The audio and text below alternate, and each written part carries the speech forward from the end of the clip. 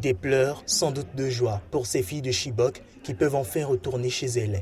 Elles sont 21 et ont été accueillies jeudi à Abuja par le vice-président nigérian. Le pays entier a attendu votre retour.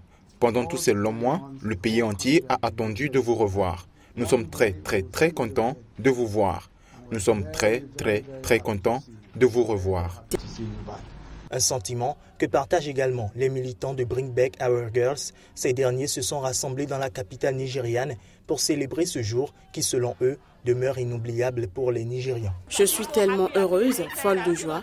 Je me sens sur un petit nuage, même s'il reste de la douleur parce qu'il reste 197 autres filles là-bas.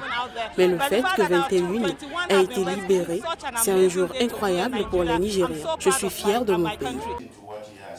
Au cours d'une conférence de presse rendue jeudi, le ministre de l'Information a tenu à donner quelques éclaircissements, déclarant que la libération n'avait pas été obtenue en échange de prisonniers.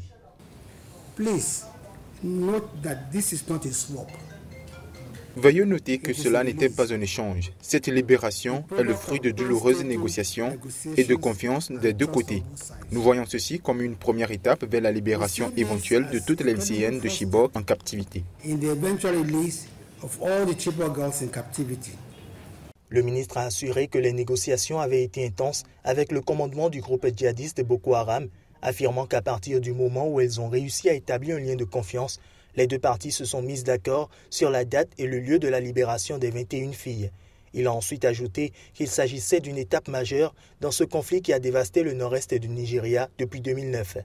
Les jeunes femmes devraient recevoir un suivi médical et psychologique et leur identité devra être confirmée par leur famille avant d'être dévoilée à la presse. Le retour des filles de Chibok avait été l'un des points forts de la campagne du candidat Muhammadu Buhari, finalement élu en mai 2015. Ce dernier s'est dit heureux de la libération des 21 lycéennes jeudi avant de s'envoler vers l'Allemagne, notamment pour demander un soutien financier et logistique, alors que le nord-est est totalement détruit par la guerre et que la situation humanitaire est catastrophique.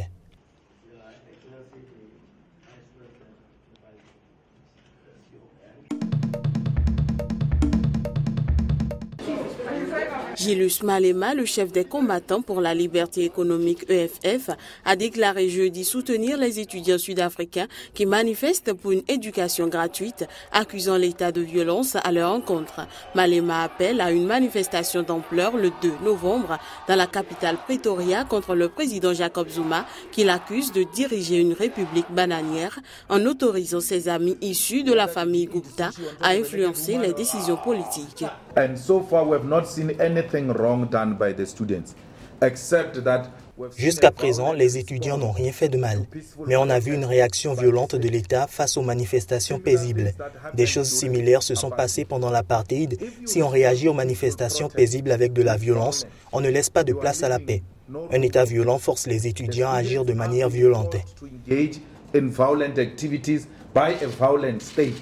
Le leader des combattants pour la liberté économique EFF s'insurge contre le management du président sud-africain et de l'ANC qui l'accuse de couvrir des magouilles en référence à l'affaire Gupta.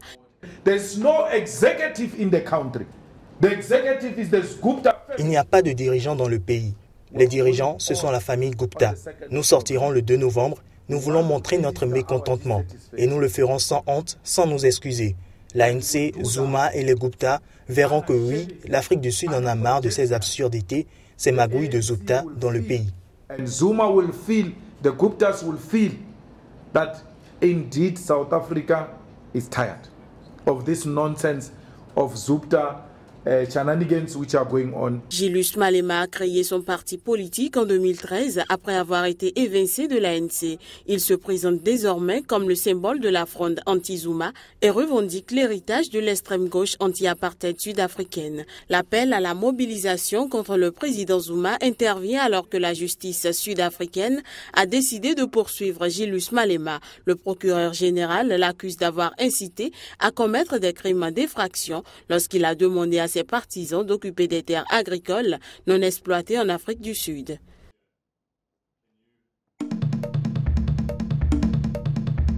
Deux fois par semaine, ce bus américain traverse Antananarive, la capitale malgache, sans passagers. Le voyage commence à destination, une mairie où le bus se transforme en salle informatique. Les élèves explorent le monde numérique et en une douzaine de séances, ils ont réussi à créer un jeu vidéo. Le ballon doit toucher le bâton pour avoir des scores. Et si le ballon reste très longtemps sur le bâton, le score augmente. Mais si ça reste pas trop longtemps, le score monte, mais juste un peu. Depuis un an, ces bénévoles enseignent les bases de la programmation informatique à des enfants. Le logiciel d'apprentissage est gratuit et de grandes entreprises ont donné les équipements. Pour le responsable du programme, savoir coder est devenu un atout indispensable. Ils pourront devenir des ingénieurs ou sinon il y a beaucoup d'autres métiers qui se créent presque tous les ans de ce côté-là, du côté des nouvelles technologies.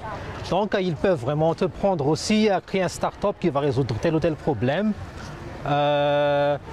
Ils peuvent aussi avec ça faire comme nous, vraiment faire la sensibilisation, faire apprendre aux autres comment c'est codé. Trouver du travail dans la programmation, c'est le rêve de Tine qui passe déjà plusieurs heures par semaine sur Internet.